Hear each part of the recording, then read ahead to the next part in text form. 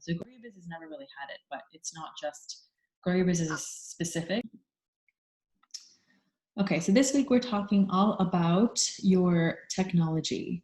The technology for running a membership is really important, and I know that it can be daunting. It's one of the things that I work up, with a lot of people on is the fear of new systems and keeping things really simple, or understanding all the various bits that there are. So I'm going to try to do this in the simplest way that I think I can. And for those of you that think that maybe you want something beyond, we'll talk about various tools. I'm not going to go into detail about different tools today because I know people have different challenges with different tech. So if you have something in mind that you want to use specifically, feel free to send me a question on the hub about that particular thing, just like Maria shared about Mentimeter, because it might be something that somebody else is also looking at. So I'm going to go over some of the most common things with tech, the things that you definitely need to automate and thinking about. How things happen when you have 10 people versus when you have 1,000 people. And that's generally why it's really important for you to start looking at how to automate as many processes, not just for your membership, but in your business in general. Because what we want to do is build, especially in the membership model, a scalable membership model. If you have 10 people, you can actually very easily run it through email, a pop-up Zoom. And it's not that difficult to do that one-to-one interaction when you have 10 people. But think about it when you have 100 people, 1,000 people, 10,000 people, depending on what your vision is. Would you be able to handle all the processes that we're going to talk about today manually? Would you be able to process 100 people's payments, 1,000 people's payments? Would you be able to process the content distribution on email? So it's about thinking about what you need today, but also what you want in a year's time. And setting up that infrastructure early on makes it much easier for you to focus on scale, focus on content, focus on marketing. So some of the tech that I'll talk about today, I will show you the easiest way, the ways that I've done it as well. Just to give you a sense, I'm a non-technical founder of Eugenie. So I don't have a technical background at all. A lot of this has just been, learning on the go, trying things out, breaking things, essentially understanding how things work. And sometimes systems haven't worked and we have had to invest in changing over. But the earlier that you can figure out whether something works or doesn't work, the better. So you don't invest too much time into it. So the first thing I want to talk to you guys about today is mapping the journey. And the best way to figure out what technology you need, and I'll talk to you about the kind of basics that I think everybody needs, is to map out your members' journey from marketing to content. And what that means is that at every stage that your potential member is going to get exposed to you and eventually sign up for your membership, you need to take a look at what their journey is going to be like. And ultimately, once you have everything set up, you need to do testing. You need to do as much testing as you can before you let people in the door. Sometimes things, as you guys have seen with Eugenie, we're an ever-growing platform. We're adding so much more functionality. So it's going to always be constantly growing, and a lot that at times also needs beta testing or early adopter phasing testing. So this is why we also advise that when you're doing your first cohort, your first membership, call it a beta, call it an early adopter, call it a founder membership.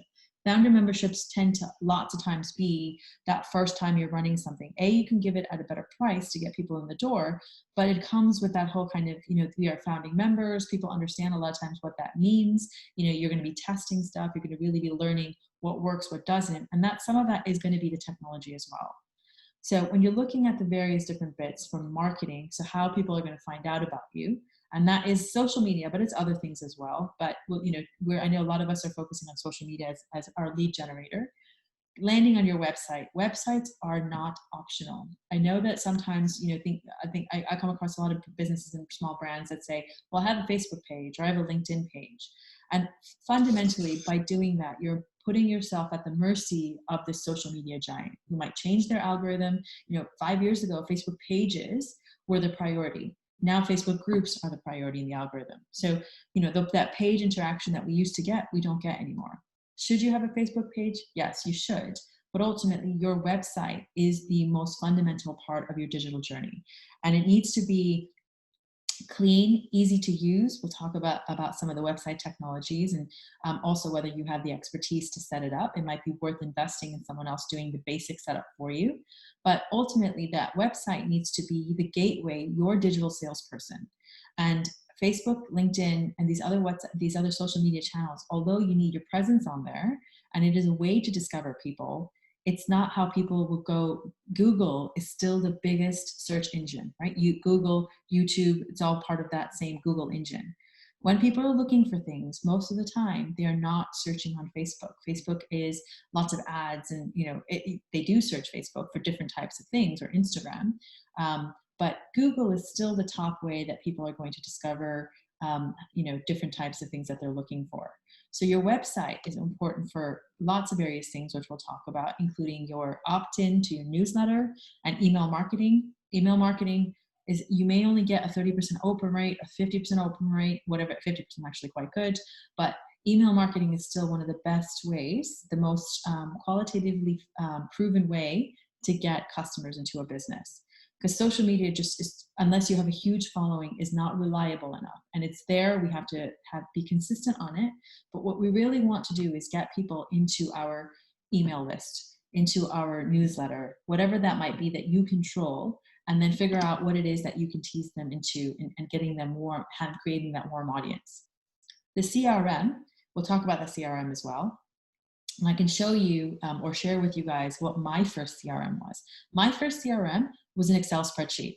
It was nothing more than that. I mean, actually, my family business that I joined in 2009, I didn't even know Excel well enough because I'm not a techie. Like, I used a Word document with a table to say customer name, email, phone number, last time I spoke to them. That was it. It was the simplest CRM that I could create at that time because I didn't know how to use some of the other more complicated softwares. When I started Eugenie, I did Excel. Excel has, I still don't know the kind of formulas and all of that stuff that my husband sets up, and there's all this great stuff Excel can do. But ultimately, for me, I'm like, okay, Excel has a little bit more functionality. It's easier to sort stuff. I can do some basic kind of computations and that sort of thing. And that became my first CRM, which then we exported into Keep, which is what I'm using now for my CRM. But there are other platforms out there we'll talk about a little bit as well. And I would encourage you guys to also share your experience with the tech that you like and find easy to use, because other people might be able to benefit from that.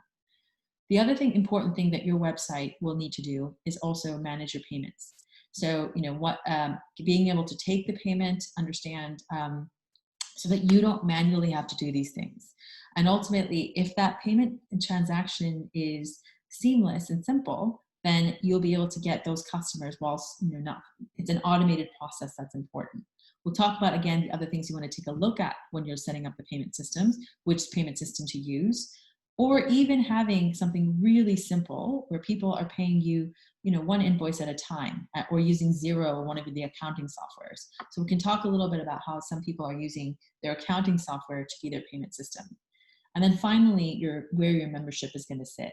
Now, with one-to-one memberships, if your plan is to run even a small mastermind like this, we still needed technology. We still need someplace to host the content. I'm working with a couple of new customers at the moment who don't even want to necessarily run big memberships, but what they want to do is save time and send people to one resource hub. So they want to say, look, we're working on LinkedIn CVs. There's 5 or 6 examples inside our community. Go and check it out, because then that will save them all that one-to-one email time. So even with a different model, whether you call it membership, whether you call it a resource hub, whether you call it something else, the idea is that you want to make it easy for your members to find content that you're sharing, whether it's in a mastermind format or just in general. And there is a whole behavior change thing that is completely independent to the technology, but I'll talk a little bit about that as well, time pending, or cover it in another week where we can weave it in. Because getting people to do something new, whether it's a new Facebook group or new WhatsApp channel, a Slack channel, a newsletter, a Eugenie community, that new behavior has nothing to do with the technology. It has to do with the fact that you've introduced something new into someone's life. Think about how much noise we have all coming at us at the moment. I'm being invited to the Facebook groups left, right, center, especially since COVID started. I'm actually not joining any of them because I can join them, but I don't have time to engage in them. And so I just become someone's vanity metric, to be honest. And we don't want vanity metrics.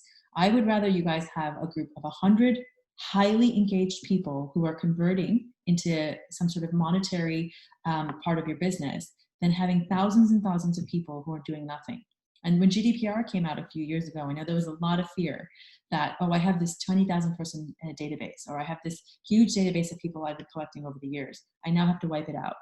And my question would always be, well, how many people are opening the emails?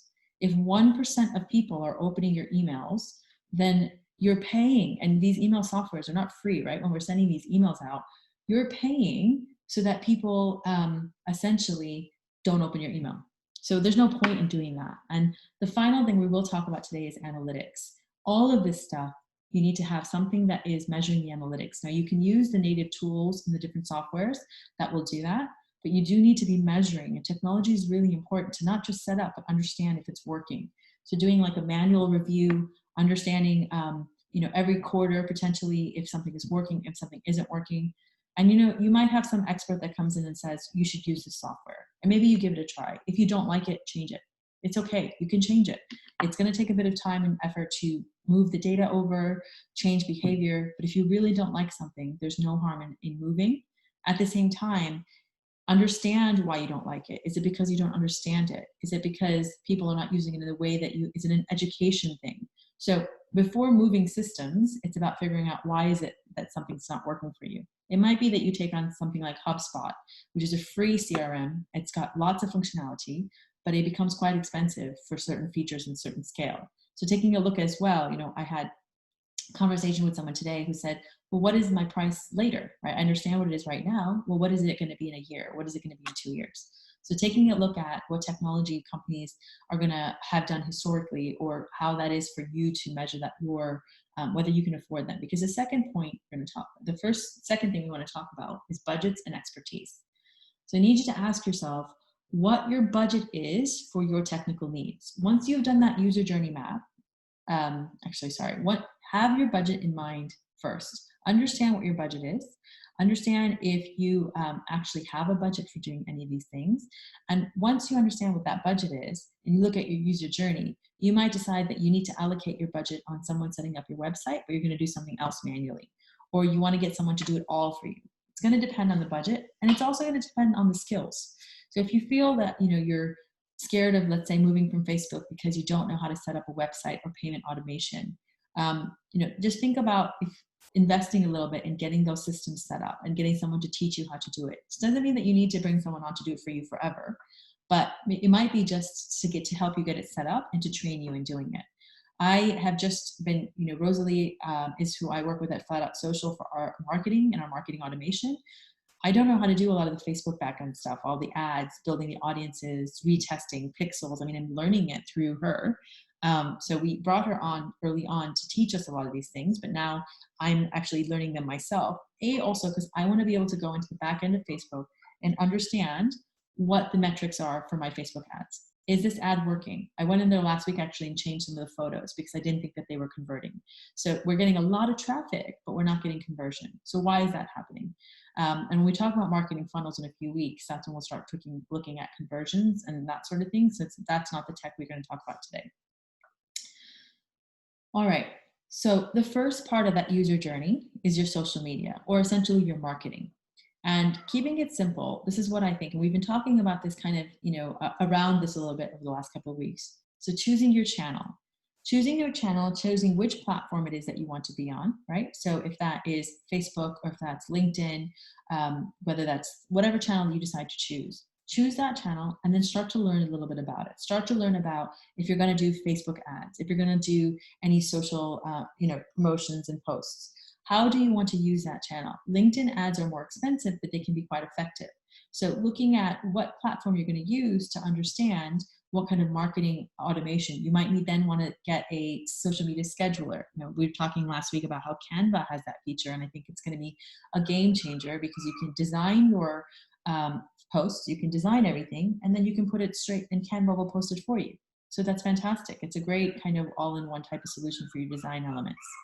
The next step there is also scheduling your content, right? So you want to schedule that content so that it gets out, and you don't have to be, oh, I forgot to do this. I forgot to put up my content.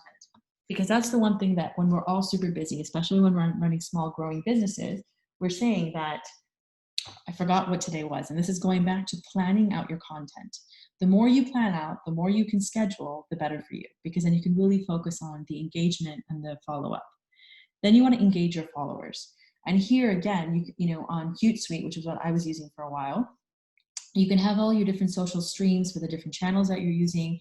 It will say to you, you know, such and such has responded to this post. You can then respond, making it easier for you to engage with your followers consistently. And then also looking at your click-through rate. So you want to make sure that if you are using Facebook ads, for example, you want to see, are my ads converting? Oh, whoops, I think my share just stopped. Sorry, guys. 1 second.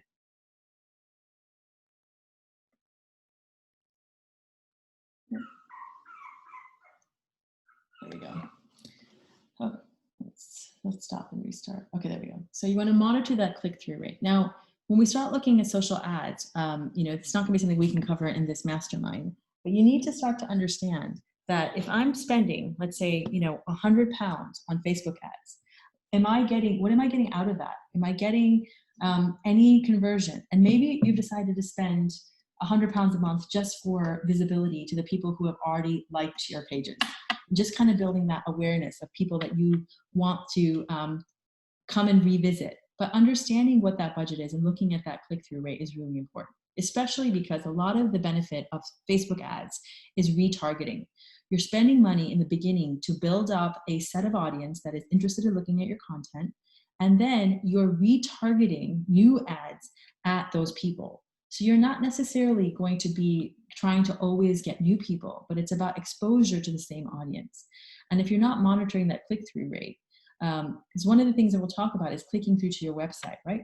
What are they doing on your website once they get there? Is it that they are, what page are they landing on? Are they looking at a specific page? Where are they dropping off? And this is where the website stuff becomes super important as well, because you want to make sure that you understand how to monitor and measure your website. You want to make sure that you know how to run the back end if you're not having the budget for someone to do it for you. So essentially, using social media as that lead gen only works if you've got all of that automation set up, because you have a lot of content to create. You want to make sure you're engaging with your different audiences, with your members, and making it really easy using things like Hootsuite will help you, and Canva Scheduler, I think, will help with the social media tech. So let's move on to the next bit, because I know everyone knows a lot about social media. Okay, so website. Even if you're going to use Facebook groups to host your membership, I think, as I mentioned earlier, you must have a website. Your website is your storefront. It is the way that the world will get exposure to your brand. And it needs to be clean, clear, and the value proposition of what you want to offer has to also be very, very clear. I'll use Eugenie as an example, because it's a lot of how I've learned these things just myself. We haven't always had, I think even now, don't necessarily have the clearest picture of what we can have on offer. I mean, Rashina was fantastic. Hopefully you guys all enjoyed her video. If you haven't watched it, I really highly recommend it on content. When I met her recently, when she attended one of our webinars, she talked to me a little bit about our website and where we could do better to help people understand very quickly how we can help them and if we can help them at all. We're not the right system for everyone, right? We're not the right system for every brand, and that's okay. It's also understanding, you also want people to understand very quickly if you're not the right thing for them. And actually, most people don't spend very much time on websites. So one of the things about your website is when you want to make sure that it loads very quickly. One of the recent stats I read is that people will give you about less than half a second for your website to load. Another thing, look at Eugenie. It's not the best example. We're actually rebuilding the website from scratch. I've used Wix to build it, and we did hire someone to help us set it all up, because even all of the back end on Wix, even though it's fairly straightforward, can be a bit complicated when you start adding some integrations. But I think Wix is much easier than WordPress. And the advice that I've always gotten on the two platforms is that Wix is easier to use. There are more templates. A non-techie can set it up. A non-techie can run it. You can add all your integrations, right? You guys all paid for this on my Wix website using the my Stripe integration, which I was able to set up fairly straightforward, in a very straightforward fashion. WordPress, however, is a better growth platform. So WordPress is a bit more complicated. It probably needs a tech person to help you set it up, because it's going to be a little bit not as easy to use as Wix or Squarespace. There's a few other out there, but today I'm just going to talk about these three. If you have other platforms, just again, put them into the hub and we can talk about them. But WordPress, from an SEO perspective, in terms of being more easily found on Google, is a definitely hands down better platform. And this is a question that we went back and forth quite a lot when we were building our website. Should we build Wix? Should we build WordPress? Or should we build our own organic from scratch website? And what we decided to do was use Wix as version 1, just to get it up and running, to have a storefront, because it was super important to have that at that stage. And now we're going to be rebuilding it into WordPress. And maybe at some stage, we're going to build our own full organic website that's going to connect. And, you know, at the moment, I don't want to invest in that because these other sites are good enough. But again, you could start with that journey. Websites are a must have. And I will do a website audit for you guys over the next month, each of you. So make sure you put in, if you have a website, into that link into the hub so that I can go on and take a look at it. We will look at it from a speed perspective. I'll take a look at it from a do I understand your business perspective.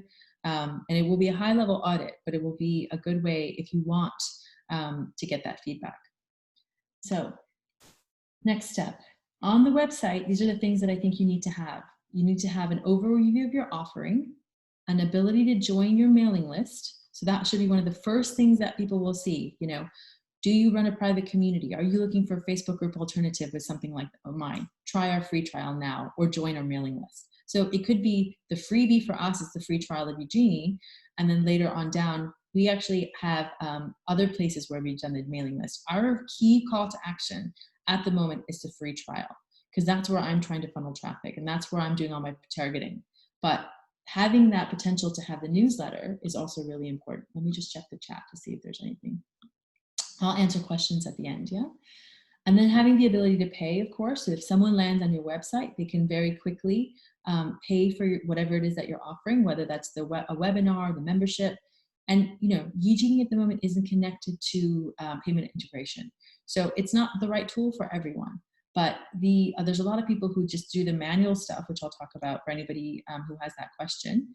And they're doing manual payment collection, which is actually very simple with the Stripe or PayPal account. And we can talk about that as well and what people are doing.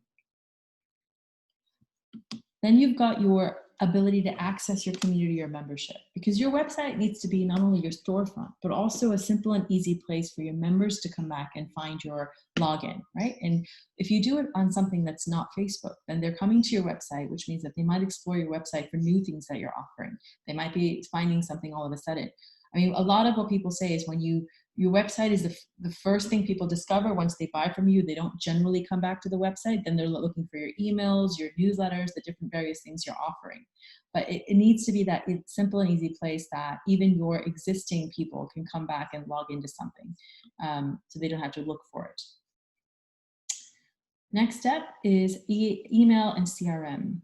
So emails and CRMs are really important. And these are two different things. You don't necessarily need to have a CRM if you're not ready for that, because CRMs are a bit more complicated. So it can be something as simple as an Excel spreadsheet. A CRM, for those of you, just to be clear, it's a client relationship management tool. And I think the reason that CRMs can be quite important is because it allows you to see where you might be in the journey with a potential client. So if someone has come into your system, they subscribe to something, they've joined a newsletter, Zapier is another thing that Rosalie had to teach me. I didn't know how to use it, but now we have Zapier, which is an integrator tool connected to our various things. So when someone signs up for something on Eventbrite, it actually sends my CRM a zap to say, so-and-so has signed up for X, and it tags them. So it's a bit, we can also just keep it really simple and set up a simple MailerLite, MailerLite, or just a mail newsletter software so that people can subscribe to your newsletter and that you can stay in touch with them. Again, if you need to talk, make sure that you include that in your content plan so that you can use that. So when someone actually subscribes to your newsletter, right, they're giving you their email address in exchange for the value that you're going to deliver them. So you want to make sure you are delivering the value to the right people so they don't unsubscribe. Now, at the end of the day, for me, I find that unsubscribes are not a bad thing, because ultimately that person is not interested in hearing from me. And so most likely they're never going to buy from me either. So that's, in terms of the unsubscribe, my mentality on that. And I know it can be a bit daunting when someone unsubscribes, especially when your list is small. The types of software here, again, you guys most of you, I'm assuming, already have something like this. If you don't, it's okay. It's time to start setting that stuff up. And with MailChimp being one of the simplest tools that is out there, but there are a lot of new tools popping up as well. HubSpot is a free CRM. It is very popular and it's growing fast. They're adding a lot of new features. Keep is a bit more complicated, but it does all of my mail list. It does my CRM. It even does email design. So it's a bit more enterprise level, but it can have various levels of what it does as well. And if you have any other questions about other tools that you're exploring, or if you want other alternatives, we can discuss that as well. Payments. So the ability to collect payments is going to be really important so that you can get people in early, right? You want people to essentially go and be able to pay for a class, pay for, just like you want them to be easily able to sign up for a newsletter. You want them to be able to pay for joining your membership mastermind, like we did on our platform, or your webinar, making it simple. PayPal, Stripe, Go Cardless, something you build natively into the site. These are a couple of the options. I prefer Stripe. I think that these are the best. I think it's a bit easier to use, although PayPal is also very good, of course. And the thing with these platforms is that there's a native level of trust built in. People have heard about these. They know Stripe. They know PayPal. Most of them probably have an account already. So they are not going to question whether that's the right platform for them. Mango Pay is another one that is come up in the last couple of years. Its fees can be even lower, but sometimes I think going with what people know is, and even if you have to pay a little bit more, is more important. And the types of things you're going to be looking about here is the recurring billing system, right? So that you don't have to be going and billing people at 1 month, 3 month annual interval. The recurring billing system is the heart of the subscription and membership model. This is where you're going to automatically charge the customer for whatever goods or services that they're buying. So it's set up by you. They give you the credit card details, and ultimately what you want to do in a lot of memberships is people like to have 2 weeks free, 3 weeks free, etc., right? 1 month free. So you can set it up even in PayPal where someone can have a month free, and then at that month, then they get that payment taken. For small things like memberships, one of the trends I've seen is that people will just let it, they'll even if they're not using it, or if they think they're going to use it in the future, we don't cancel these things. Think about, how the last time you went through all your bank statements. I mean, it's not a good practice, but once you've got that recurring payment, you will get some retention based on that. And it's a win-win as well. They don't have to worry about making payments. You don't have to chase them. I mean, the huge amount of invoicing you would have to do if you were doing everything manually would just, it would be a lot of time. So you'd have to build that into the cost of what you're charging. I mean, if you're charging lots and lots of money, then you can build in the time it costs, the time it takes to then invoice people. But think about invoicing 1,000 people every month. It just wouldn't be sustainable. The next thing we're going to talk about is your membership site. So I'm sure there will be questions on payments or order management, payment processors, but because I don't know what everybody wants to use specifically, I will be adding things in over the next, so the tech stuff is going to kind of be ongoing. It's not just going to be all at you this week. There's just a lot of things to look at. So I'll be adding small little articles on the various different things instead of sending you one thing this week. Because I know a lot of you are still working on last week's content, and I want you to try to catch up on the things that you haven't done. So, spend this week maybe not thinking so much on tech, starting to get familiar with it, but really starting to catch up on the last bits. And then over the next couple of weeks, I'll start popping in small little things into the hub on these various things. So a little bit about Facebook ads, a little bit about payments. So don't feel like you have to learn all of this and make these decisions today. So the membership site part of your membership is obviously key, right? Because this is where you're going to host your membership content. This is where you're going to manage your membership content, right? Who gets to see what, when is it visible? When do you make that available to people? Is it going to be on a membership tier level? So is it that premium members get to see certain content? Is it that, I think the one thing people always forget to do is expire content. It is very important that when content is no longer relevant, it disappears. And this is because if we think about the noise that we see across all of these various channels, if we took out the irrelevant content because the date has passed, or it's a bunch of banter between two people, for example, in a WhatsApp chat, if that's gone, it leaves just the core stuff that's the most important. Now, I'm not saying that community banter isn't important, But, you know, one thing that bothers me the most about WhatsApp is when two people start having a conversation that isn't relevant to the group and they don't take it one-to-one, which can happen in WhatsApp chats a lot, whether it's a mom's group to, you know, people using WhatsApp to run something like this. So the different types of things that I can cover for you guys. So we've got the free things that you can use, right? Facebook, LinkedIn, Slack, and using a free channel to build your audience can be a great strategy. So using Facebook groups to build up that kind of large group of people that you want to funnel into something paid is proven to be a good strategy. Now, it's getting harder and harder. The people that did it 5-10 years ago have really banked. You can still do it today. It still works, but it does take a bit more time, and it takes a couple of, you know, for some people it takes a bit of time, a couple of years, depending on how much time they're spending on their business to build up that group. And it's also, for me, not about the number. You don't need 1,000 people in a group to make it a valuable group, an engaging group, and a group that will help you make money into the business. LinkedIn groups, in my opinion, are not great. I think they're catching up still. They're a very different audience though, and they are used. You know, some groups are very active, very popular, but LinkedIn's technology, I think, is still catching up for that group experience. And for those of you that haven't seen Slack, Slack is a chat-based platform. I use it to talk to my team. So I have all of my developers past and present on that platform. I've got my marketing team, my salespeople, everybody is on there so that we can have different channels set up for different things. It can work great for certain types of communities, but I think as communities grow and there's a lot more content to share, it can become just very disorganized. But it's a great tool for small team-based channels type things. I haven't even put WhatsApp on here because I actually don't think it's a great way to run a membership. I know other people do it. You might be considering it. Please talk to me if you want to know about the pros and cons. I really just don't think WhatsApp is the right space. When you have new members that join, they can't see past content. How do you share things, you know, in an organized fashion in a WhatsApp community? And I think a lot of times in WhatsApp, people are starting to mute more and more because it's become so noisy. So my biggest piece of advice is don't go WhatsApp. Eugenie and MemberVault are paid solutions that are on that kind of starting point when you're first starting out. They're not super expensive. You know, you can get a MemberVault and Eugenie set up for as little as £25 a month, so it becomes quite affordable. And I'm going to give you a short tour of Eugenie today because you are getting it free as part of this membership mastermind. So I want to make sure that everyone knows how to use it, what the benefits are, and also then you can start thinking about, if it's not the right tool, what are the things that you want to set up in whatever platform you choose? What are the key kind of features? You can start taking a look at the features you like about Eugenie, you know, what things you think would work, and then make a list of things that you think, well, actually, I need this, or I want it to work like that. Share that with me. We might be building it anyway. There's so much we're building.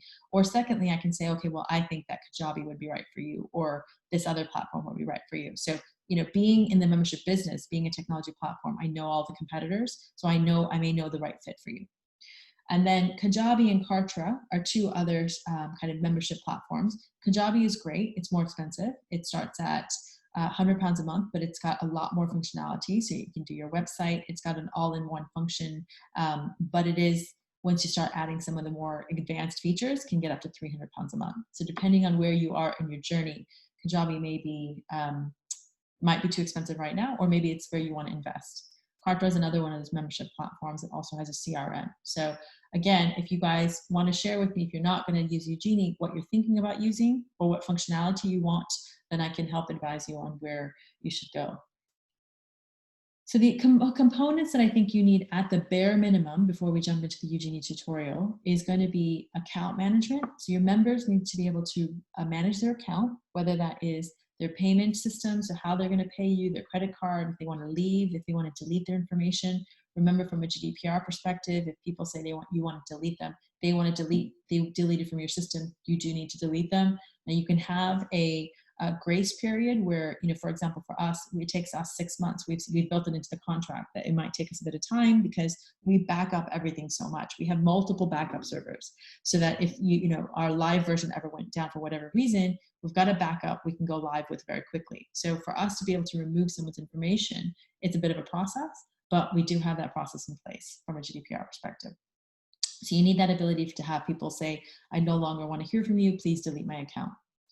Content discovery. How are they going to engage with content? And this again comes back to your content plan, right? Do you want to do everything that is video based? Do you want to do things that are document based? Is it worksheets? How do you want to share your content? How do you want people to find it? With Facebook, you've got the units where you can put the units in if you're doing teaching there. You've seen how Eugenie does it. We are actually building an e-learning module as well, so that you would have an e-learning module in a few months. And then, there's other ways that other platforms do it. A community forum. So this one I think is important. I think it's a place, even in a teaching community, people can ask questions. They can learn from each other, right? I mean, Maria, I've used this example today, but she's asked about Mentimeter. I know Tasneem uses it. I can add a bit more information of how we can work with Eugenie, but it's a great tool that I wasn't necessarily going to talk about. So if there's other recommendations and other questions, you can benefit from each other and you can talk to one another about that. And also, we're going to start our social challenge at the beginning of September. So for those of you that missed the Q&A last week, we are going to do a social challenge starting in September. So start thinking about what you want to share. And we are going to all support one another to the best of our abilities. So if you're posting something, tagging us each in, sharing each other's content, engaging with it, not just liking it, but commenting on it in more than 5 or 6 words so that the algorithm picks it up. But we want to help support each other as we start to raise that visibility. And the community forum tool will allow us to do that. And then you've got your admin functionality, your admin tool. How are you going to monitor who your members are, the content that they're looking at, who needs to leave, adding different content. So you need to be able to have your own admin tool that helps you run the membership. And there's usually 2 sides of a membership platform. There is a admin, your non-member facing view, so things that you're able to do for your analytics and for your administration of the community or the membership, and then the member facing side. So there's always going to be that two sides of the experience. In terms of content creation, so we're going to look at tech that's going to help you create your content. I mean, maybe I'll do the Eugenie tour at the end. You'll have your video content creation, audio, visual, documents, and anything interactive. I would say with these things, keeping them simple and whatever you're the most comfortable with. So if we start simply with documents, right? Documents can be done on Microsoft Word. They can be done on, if you use Dropbox as your key place where let's say you're going to host the documents. You can use, it's connected to Microsoft actually, so you can do real-time document edits just like you can on Google. So Google Sheets, Google Documents. And I think the ability to use those interactive live kind of document and content is that you don't have to be sharing documents back and forth with people, right? So you can just go in, if you have the link, you can do real-time edits, somebody else can then see it, and there isn't that email back and forth of content. Visuals, going back to documents, I know there was a question, several people have asked me about editable PDFs. Bhavna actually knows this, and so she's going to be posting it into the community to give you guys a tip on how to create PDFs that people can edit. So that question is going to come and be shared with everyone. You have your visual. So that's going to be your graphics, right? You're going to use Canva. I mean, it is the simplest tool that I can think of. But if you're going to use Instagram, I would download an Instagram story software that is available on the App Store. And I will give anybody who doesn't have that, I'll tell you which one I use. So it's called Insta Stories. And it's got all these different templates and things that help me make my, I should use it more, but Instagram's not my main channel, so I don't focus on it as much. But Insta Stories, making you take your Insta game to the next level. Use a tool that helps you make whatever content that you're creating on whatever platform look that next level. Make sure you brand it and create a clear background logo. What I mean by that is, if you can look at this Eugenie and Successful Superwomen logo here, these are not on a white background put on this. These are both clear so that I can put this on all of the stuff that we have for the mastermind. Create a logo like that and brand everything. Put it on your on your various bits wherever you do it. So Insta Stories, I think, is great for Instagram. You've got various other softwares that you can use if you want in terms of, for video, for example, you want to also put captions on things. So picking up a platform that actually allows you to easily put captions. I use Screen-O-Matic to do a lot of my recording, and Loom. So Loom is fantastic if you haven't seen what Loom is, and especially when you're doing interactive stuff with the platform. So if you're doing teaching. Loom, it integrates into Chrome and or Safari, And then it's simply, I think you guys, I've shared the entire screen. Someone can comment if I haven't, but inside my browser here, this is my Loom integration. And if I wanted to go live and create a video of what I'm showing here or demonstrating, I literally click on this. I don't know if it's going to let me do it right now because of my data and Wi-Fi.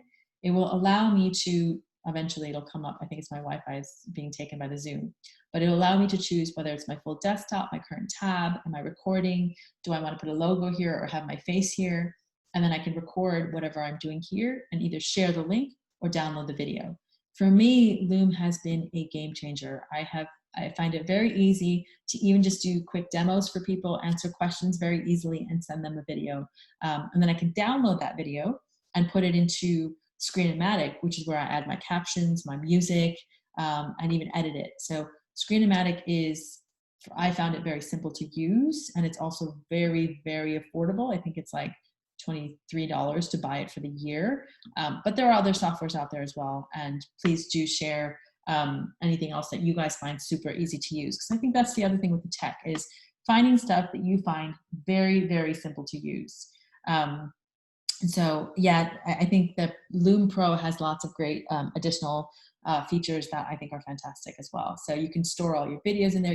The other thing I really like about Loom is that you can see when someone has watched it. So it's keeping a record of, has my video been viewed, which sometimes is better for me because if someone doesn't respond to my email after I've done a demo, for example, I can see if they've seen the video or not, or just to see where they are, which part of the journey that they're in.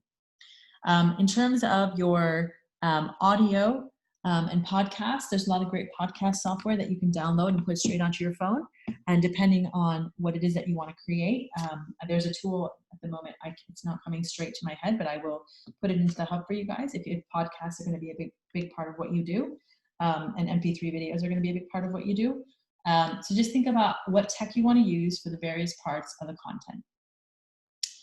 Okay, in terms of accounting, this is just like kind of off the cuff before we get into the Eugenie demo, is remember that when you're doing your accounting and you're setting up your PayPal and your Stripe, make sure that your business and personal funds are separate. So track all your business expenses, track all of the stuff that is going into your if you don't have a business PayPal account or a business Stripe account, set it up separately. Make sure that you are running all these things inside your business. Now, you may be a self-employed person, so you're running everything as your own business and it's better for tax purposes, but just making sure you're keeping a clear what is personal, what is business, because also then you can write off your expenses. So if you buy Loom or if you get, Canva's Professional Edition, which again, I recommend, then you can make sure that you can put those into you can get the VAT back if you're a VAT eligible business, but making sure that it is setting up also the profits that you can reinvest in the business if and when you want to grow that.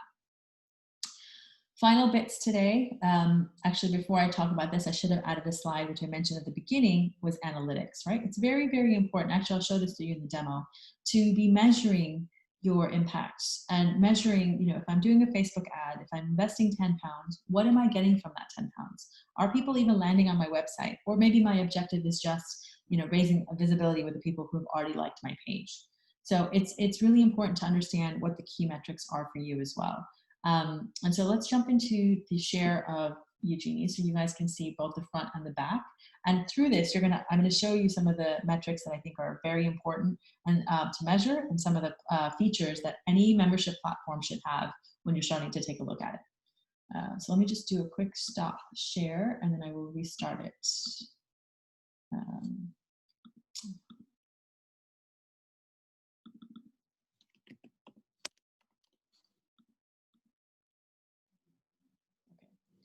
Let's do the reshare.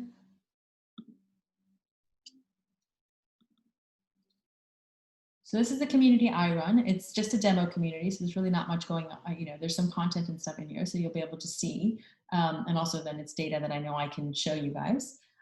But in your dashboard area, so the first types of things that we're keeping track of is number of posts, right? So we don't have much data here, but we're taking track of how many posts members are making, how many posts admins are making, what are the trending tags in the community, and so what are people talking about? This will help you keep track of what is the content that's resonating well, what content is not resonating well. If you're spending a lot of time talking about accounting and no one's looking at that content or talking about it, then maybe it's not that important to them, right? So you can use that as a feedback loop. You can see the number of members you have, so of course you want to see that, but more importantly, you also want to see what is your growth, right? How many people are coming into the community? How many people have potentially left? So is your community growing very easily? And then who's in the community? Below that, you've got a news feed. So you do want to know what's going on inside all the time. You could just do that with the members view, right? So you could go into and just look at the news feed, for example, and the members view of our community there. In the announcements, so the ability for you to share announcements, you want to keep track of visibility. So you want to keep track of, are people looking at things? Who's looking at things is one of the new things that we're going to bring out, is having a report to say, okay, well, I know that these 15 members have taken a look at this, and these people have not looked at it. It helps you kind of also understand where if you're running a mastermind, where people are in the process. Comments, so that you can engage with your people as well. It's very important to be very active and in there. We've just added email announcements. So you need to think about, if you already have your own email system, do you want it to integrate? Do you want your system to do email announcements? What we've done is, we understand it's hard to change people's behavior. So the reason we added email announcements was twofold. One, to long-term eliminate our clients' needs to need another system, to make it simpler, to have one system to do it all. But secondly also, is that when you get new people who are joining something, when they haven't really yet learned about it, you might also be working with people who are maybe not super tech savvy, right? You're trying to teach a topic that is in technology, and you need to use technology to do it, but you're dealing with an audience that maybe doesn't know how to use the tech you've chosen. So you might need to use email in the beginning to share content, answer questions. And I know sometimes you guys are sending questions to us, which is fine on email, but the benefit of doing it in the group is that other people can also benefit from the answers. If it's sensitive enough, no problem, just email us. But sending that email out to the right people, and actually we're adding scheduling next week as well. So you can send out welcome to the community type emails. Documents and videos. So of course, the ability to add important content in the form of documents and videos. And here we've got the ability to share documents, share video, keeping track of it, file size. If you want to push it to the top because something is more relevant, or hide it because it's not, rather than delete it, you can do that. In terms of member management, so let's talk a little bit about what you can do here, but also other things that I think are super important. So in terms of your total number of users, what's the return rate? Are people actually coming back? And this community is completely demo, so it's not very active at all, and it doesn't matter to me. But what if this was a paid community I was running, it would be very important to me if people were coming back and engaging. But setting that metric, making it important to whatever the purpose is of what you're doing, is important. So if you are running a membership where you're dropping in regular content on a monthly basis, then maybe your metric is more important is monthly. Or if it's a mastermind like this, it'd be very important that you guys are coming back every week to look at the slides, ask your questions, etc. Your growth as well, again, being important, and who you are. Now, the ability to export your data is really important as well. So when you're looking at what allows you to pull your data away, right? With Facebook groups, this is one of my biggest challenges, is that if your group went down, how would you contact your people? Right here, we have people's email addresses. We can export that, send an email out if you don't want to do it from the system, or if you decide to leave Eugenie, if you outgrow it. But with Facebook, what would you do if that didn't happen? Or Slack or WhatsApp? I mean, with WhatsApp, you have the phone number, so you call everybody, but how time consuming would that be? Then you've got the ability to create subgroups. So again, with the membership mastermind, we have created a subgroup to do a pop-up group here. Here you can have open and closed groups. And so again, if you are charging to be in a community, or if it's private, you can keep content private. A calendar, which you guys have all seen, so I won't go into too much detail, but having the ability to share content and calendar dates with the right people, dropping in Zoom links or physical addresses when we're not in lockdown anymore. And then again, sharing everything based on topic, but also with the right people. And for me, it's always been about relevant content with the right person. My long-term vision is to actually do the right time and build some smart technology, machine learning, that would say, well, actually, Bhavna looks at things at 5 o'clock in the morning, deliver this content to her. Testine looks at them at 3 o'clock in the afternoon. So that's one of the things that we want to do long-term. There is a lot of smart tech coming out that's going to do that kind of stuff. Member benefits can be renamed. So this is, in some communities, it's offers, sponsors, affiliates, it could be partners. So, if you've got, Sarita's business, if she's got lots of other partners that are doing complementary things, she could put them into the community and then potentially earn affiliate revenue as well as you build your audience. So there are different things that you can do with this members benefits features. I will also be dropping in Rashina's information for you guys. So if you want to be working with her, you'll see how this feature works in Successful Superwomen as well, as we add some of the other bonus people who are offering you guys a few things. Members posts. So as you've got people making posts, you can monitor that. If you want to make member posts all approval based, if you want to make them, if you want to make sure that you're tracking everything in terms of what their visibility is, it's also important to be able to do that. And also delete stuff. If someone has posted something that's inappropriate or someone has done something that you think is not in the ethos of your community. So just the ability to also measure and track what it is that your members are posting. The marketplace may or not be relevant to a lot of you guys, but the marketplace is the members' ability to add into the marketplace. I mean, you guys could all actually do that as well. Actually, we've turned marketplace off in Successful Superwomen, so sorry. But if you go into one of the other communities, marketplace would be you being able to add your business or product or service that you want to sell to the other members. Messaging, so if you want to message with people one-to-one, I know we've been doing a lot of email and stuff. And then your various settings here as well. You've got the ability to go in and change your various settings on the hub. So you've got managing different features. So if you don't want to use all these features, turn them off, right? You can keep it really, really simple. And a lot of the tech should do that for you. Pick the things that you think are the most important, especially if your budget is small and if you don't want to use one of the free tools. For us, it's creating those different member types. So you can send content to the different types of members in your community. Again, making it a very relevant place, not a noisy place for them. Managing your tags so that are all specific to your community. Having multiple admins. I have some communities that have like 30 admins because they have the groups are being run by different people. So have the ability to kind of scale that support as your business grows. Various security settings. One of the things that we just recently added, I don't know if it'd be relevant to anybody here, but is showing only last initials. That might be something that's important from a privacy perspective. I've got one community that's just doing it because she doesn't want people to potentially steal her people, and so she doesn't want to show last names. And a couple of our young people communities and our children's communities, it's a way to protect the kids' full names. Then you've got the ability to brand it, as you've seen with Successful Superwomen. And finally, linking your Vimeo account, because Vimeo, I think, is a better video tool than YouTube because it allows you to keep all of your information completely private. Remember, with YouTube, it can still be shared, even if it's private, even if it's unlisted. That's a high-level tour of Eugenie. If you are considering using it, my advice is to go to our website, eugenie.io, and start a trial. You'll then start to get your own version of the back end. It'll get a bunch of emails for you so you can start getting familiar with it, or set up a time to talk to me about how it might work specifically for your idea and your membership. And I will tell you very easily if I think it's not going to work. Sorry, that's my Calendly. If anybody does not have Calendly, just off the cuff recommendation. I love it. I use it for everything. And it makes things a lot easier for me. And I also think it makes it easier for the other person.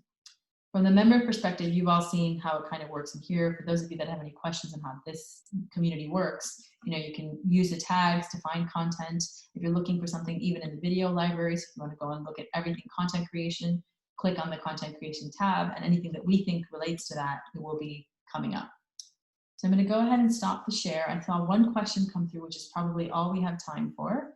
And then we can reconvene on Wednesday for the Q&A.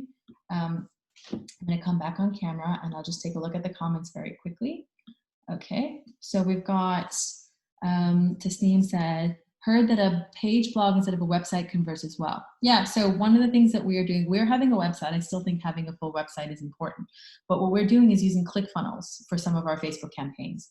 And what ClickFunnels is doing is we've set up these campaigns for specific things on ClickFunnels. So whether that's our trial, whether that's coming to sign up for our newsletter. ClickFunnels is fairly easy to use, but it's not cheap. It's like £80 a month. And you can set up this entire one page. It's a simple one page. I can send you guys an example so you can see what one of ours looks like.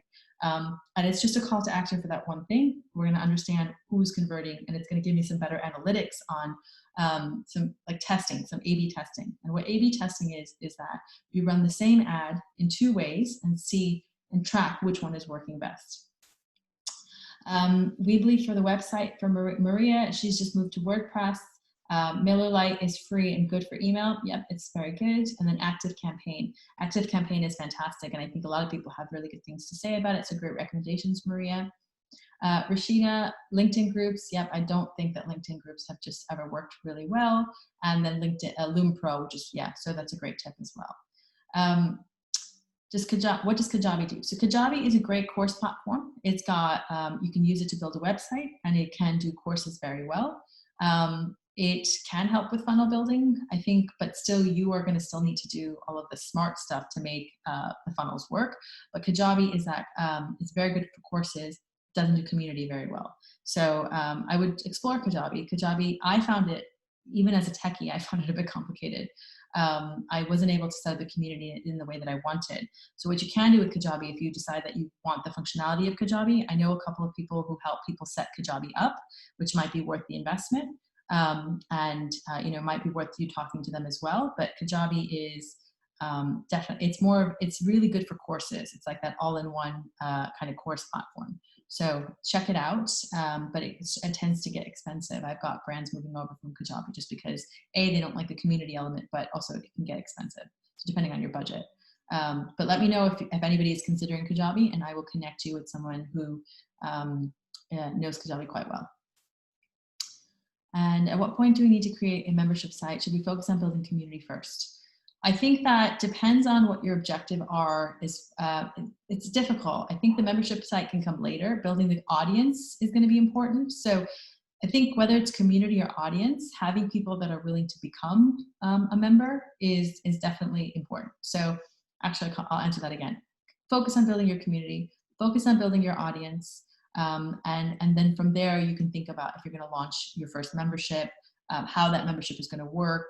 I think my first step for memberships is always launching something small. So, you know, something that is focused on a small group of people where you can beta. So if you have, let's say, 1,000 followers and you want to get 10, 20 people in there, then it shouldn't be too difficult.